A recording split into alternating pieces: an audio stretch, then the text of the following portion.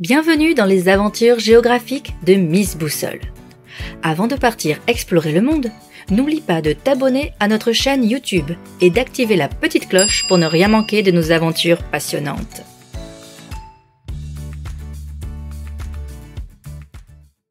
Qu'est-ce qu'on peut faire sur Internet ? Internet est un immense réseau numérique qui te permet de naviguer sur le web. Pour y avoir accès, il faut te munir d'un smartphone, d'une tablette numérique ou encore d'un ordinateur. Ce réseau mondial a 3 types d'usages. Tout d'abord, la communication. Grâce à ta boîte mail, à certaines applications ou encore aux réseaux sociaux, tu peux non seulement échanger par écrit, mais également en vidéo.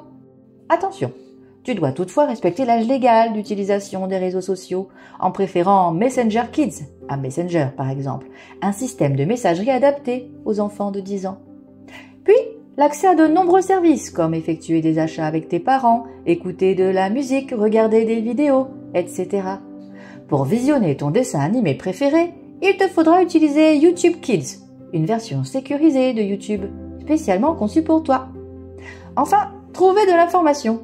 En naviguant sur des sites fiables ou des encyclopédies numériques, tu peux avoir accès à de nombreuses informations. Tu peux par exemple utiliser l'encyclopédie libre Wikidia, un site adapté aux enfants de 8 à 13 ans. Et comment on fait pour naviguer sur Internet ?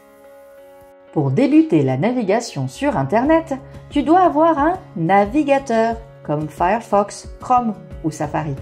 Le navigateur est un logiciel qui te permet d'accéder à Internet. Tu dois également avoir un moteur de recherche comme Google for Kids, Quant Junior ou encore Ecosia, un moteur de recherche plus écologique. Il te permet d'accéder à ce que tu recherches à partir de mots-clés. Pour mieux comprendre, imagine que ton navigateur est une voiture, le moyen qui te permet de voyager sur Internet. Sans la voiture, tu ne peux pas te déplacer, donc sans navigateur, tu ne peux pas naviguer sur le web. Le moteur de recherche, lui, a le rôle de GPS ou de carte. Il t'aide à trouver le chemin vers une destination que tu as choisie, donc vers le site internet adapté à ta recherche. Prenons un exemple simple. Voici Yasmine, une jeune fille de 10 ans, qui doit préparer un exposé sur les volcans. Avec sa tablette numérique, elle commence par cliquer sur le logo du navigateur, juste ici. La page d'accueil apparaît. Ensuite, Yasmine cherche le site Quant Junior en tapant ces 2 mots dans la barre de recherche. Une liste de liens s'affiche. Elle clique sur le premier et arrive sur la page d'accueil de son moteur de recherche. Là, elle tape les mots-clés volcanisme et Wikidia. Une nouvelle liste de liens apparaît et Yasmine choisit celui qui lui semble le plus utile. Elle est prête à explorer le monde des volcans pour son exposé et à prendre des notes dans son cahier. Est-ce qu'Internet peut être dangereux ? Pour naviguer sereinement et en sécurité, il est important d'être vigilant en adoptant certains gestes. Internet, c'est un peu comme une immense ville pleine de découvertes passionnantes. Tu peux y rencontrer des personnes connues, mais aussi des inconnues. Et parmi elles, certaines ne sont pas forcément ce qu'elles disent être. Imagine recevoir un message qui dit « Salut, moi c'est Alex, je suis en CM2 et j'habite en Bretagne. On discute ?» Cet Alex pourrait vraiment être un élève de CM2, mais aussi quelqu'un de mal intentionné. Alors, comment savoir quand on est derrière un écran ? Dans la vraie vie, tu ne parlerais pas à un inconnu sans en parler à tes parents, n'est-ce pas ? C'est pareil sur Internet. Ne discute jamais avec des inconnus et surtout ne partage jamais d'informations personnelles, comme ton adresse ou le nom de ton école. C'est une règle essentielle pour rester en sécurité en ligne. De plus, Internet est une véritable mine d'informations venues du monde entier. Le problème, c'est que certaines images ou vidéos accessibles peuvent être choquantes et pas du tout adaptées à ton âge.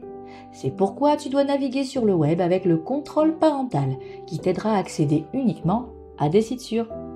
Fais aussi attention aux sites frauduleux.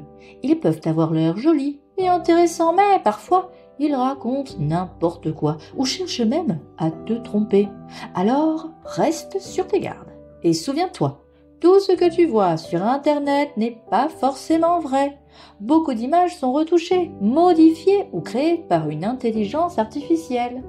Pour ne pas te faire avoir, joue les détectives numériques. Vérifie si l'information vient d'un site fiable.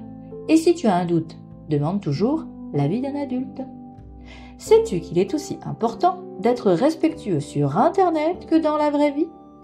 Imagine quelqu'un qui se moque de toi devant tout le monde dans la cour. C'est déjà difficile, n'est-ce pas? Mais si cette personne partage en plus des mots méchants ou des photos humiliantes sur Internet, c'est comme si ces moqueries te suivaient partout. Même à la maison, tu ne te sens plus paisible. Ces messages peuvent vite se propager et être vus par des centaines de personnes, parfois même des inconnus. C'est ce qu'on appelle le harcèlement en ligne. Si ça t'arrive, n'hésite pas. Parle-en tout de suite à un adulte en qui tu as confiance. Ne deviens ni harcelé, ni harceleur. Et enfin, n'oublie pas de lever les yeux de ton écran. C'est vrai, la vie numérique est fascinante, pleine d'images, de vidéos, de surprises. Mais stop! Fais une pause, respire et regarde autour de toi. Il y a une autre vie, celle où tu cours dans le parc, où tu ris avec tes amis, où tu partages des moments précieux avec ceux que tu aimes. Si tu passes trop de temps connecté, tu pourrais te fatiguer et surtout manquer toutes les belles choses du monde réel. Alors, pense à te déconnecter et profite du moment présent. Tu sais maintenant qu'Internet te permet de communiquer, de t'informer et d'accéder à de nombreux services. Pour cela, il te faut un navigateur et un moteur de recherche. Lorsque tu navigues sur ce réseau mondial, n'oublie pas d'adopter les gestes clés nécessaires à ton bien-être et à celui de tous les internautes. Préserve ta vie privée tout en communiquant dans le respect et en vérifiant les informations auxquelles tu as accès. Retrouvez-nous pour en savoir plus sur la géographie en téléchargeant la séquence complète qui accompagne cette vidéo. Vous trouverez la fiche de préparation, un quiz, des fiches documentaires pour vos élèves, des exercices, la trace écrite et une évaluation. Utilisez les liens dans la description ou directement sur le site passeeducation.fr. À bientôt pour une nouvelle aventure géographique.